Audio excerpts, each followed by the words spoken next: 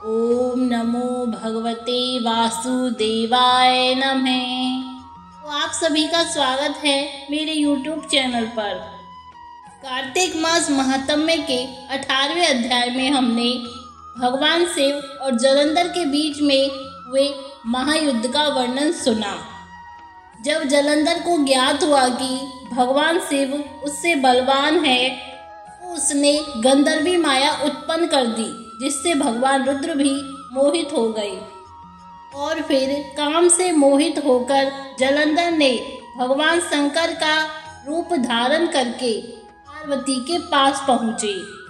जब पार्वती को ज्ञात हुआ कि यह दानव राक्षस जलंधर है तो वह वहाँ से अंतर्ध्यान हो गई और भगवान विष्णु को बुलाकर उन्हें आज्ञा दी कि जलंधर की पत्नी वृंदा का पतिव्रत धर्म भ्रष्ट करे ताकि वह दैत्य जलंधर मारा जा सके।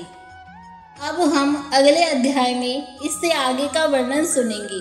तो आइए शुरू करते हैं कार्तिक मास महात्म्य का 19वां अध्याय। तो प्रेम से बोलो बाके बिहारी लाल की जय, भगवान विष्णु की जय। राजा पृथु ने पूछा, हे देवर्षि, अब आप यह कहिए कि भगवान विष्णु ने वहां जाकर क्या किया तथा जलंधर की स्त्री का पतिव्रत कैसे भ्रष्ट हुआ। श्री नारद जी ने कहा, जलंधर के नगर में जाकर भगवान विष्णु ने उसकी पतिव्रता स्त्री वृंदा का पतिव्रत भंग करने का विचार किया। वह उसके नगर में एक उद्यान में जाकर ठहर गए और रात में उसे स्वप्न दिया। वह उनकी माया और अद्भुत कार्य पद्धति थी और उनकी माया द्वारा जलंधर की स्त्री पतिव्रता वृंदा ने रात में यह स्वप्न देखा कि उसका पति नग्न होकर सिर पर तेल लगाए महिष पर चढ़ा है। वह काले रंग की फूलों की माला पहने हुए है तथा उसके चारों ओर हिंसक जीव हैं। वह सिर मुंडाए हुए अंधकार में दक्षिण दिशा की ओर जा रहा है। उसने अपने नगर को समुद्र में डूबा हुआ देखा और इस प्रकार के बहुत से भयानक सपने देखे। फिर वह तुरंत ही जाग पड़ी और स्वप्न के संबंध में विचार करने लगी। इतने में उसने सूर्य को उदय होते हुए देखा तो सूर्य में उसे एक छिद्र दिखाई दिया तथा वह कांतिहीन था। इसे उसने अनिष्ट जाना और भयभीत होकर रोने लगी। वह छज्जे पर गई, अटारी पर चढ़ी, भूमि पर उतरी, मगर उसे कहीं पर भी शांति प्राप्त नहीं हुई। फिर वह अपनी 2 सखियों को साथ लेकर उपवन में गई, परंतु वहां भी उसे शांति नहीं हुई। फिर वह जंगल में निकल गई पर वहां भी उसे चैन न आया। वन में उसने सिंह के समान 2 भयंकर राक्षसों को देखा, जिससे वह अत्यंत भयभीत होकर वहां से भागने लगी। उसी समय वहां अपने शिष्यों सहित एक तपस्वी आ गया। तो वृंदा उसके पैरों में हाथ लगाकर उससे अपनी रक्षा के लिए याचना करने लगी। उन्हीं ने अपनी एक ही हुकार से उन दोनों राक्षसों को वहां से भगा दिया। वृंदा को आश्चर्य हुआ। वह भय से मुक्त हो मुनि को हाथ जोड़कर प्रणाम करने लगी और कृतज्ञता का ज्ञापन किया। फिर उसने मुनि से अपने युद्धरत पति के संबंध में उसकी कुशल क्षेम का प्रश्न किया। मुनि मौन हो आगे पीछे देखकर कहना चाहा कि उसे समय 2 बानर उनके पास आ हाथ जोड़कर खड़े हो गए। जो ही मुनि ने भ्रुकुटी का संकेत किया तो वह उड़कर आकाश में चले गए।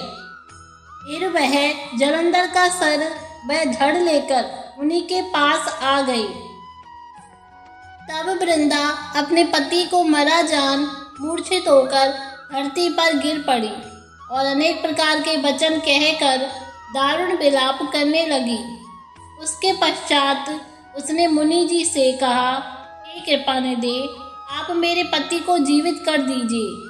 पतिव्रता परायण दैत्य पत्नी ऐसा कहकर दुखी श्वासों को छोड़ती हुई मुनि के चरणों में गिर पड़ी। तब मुनीश्वर ने कहा, वह शिवजी द्वारा युद्ध में मारा गया है, अतः वह जीवित नहीं हो सकता, क्योंकि जिसे भगवान शंकर मार देते हैं वह कभी जीवित नहीं हो सकता, परंतु शरणागत की रक्षा सनातन धर्म है, अतः कृपा करके मैं इसे जलाए देता हूँ। श्री नारद जी कहते हैं कि वह मुनि साक्षात विष्णु थे, जिन्होंने की यह सब माया फैलाई थी। वह वृंदा के पति को जीवित करके अंतर ध्यान हो गए। जलंधर ने उठकर वृंदा का आलिंगन किया और उसका मुंह चूमा। वृंदा भी अपने पति को जीवित देखकर बहुत खुश हुई और अब तक हुई सब बातों को स्वप्न समझा। उसके पश्चात वृंदा सकाम हो बहुत दिन तक अपने पति के साथ विहार करती रही। एक दिन उसने संभोग काल के अंत में भगवान विष्णु को पहचान लिया। तब वह उन्हें ताड़ित करती हुई बोली, ये परस्त्री से गमन करने वाले विष्णु, हमारे शील को धिक्कार है। मैंने जान लिया है कि वह मायावती तपस्वी तुम ही थे। हे राजन, ऐसा कहे परम क्रुद्ध हो पतिव्रता ने अपने तेज को प्रकट करते हुए शाप दिया। जो तूने अपनी माया से 2 राक्षस मुझको दिखाए थे, वही दोनों राक्षस इसी समय तुम्हारी भी स्त्री का हरण करेंगे और उसके विरह में दुखी होकर तुम वानरों की सहायता से वन में भ्रमण करोगे और वह सर्वेश्वर जो इस समय तुम्हारा शिष्य बना हुआ है, वह वहां पर तुम्हारा साथी रहेगा। ऐसा कहकर पतिव्रता वृंदा भगवान विष्णु के लाख मना करने पर भी अग्नि में प्रवेश कर गई।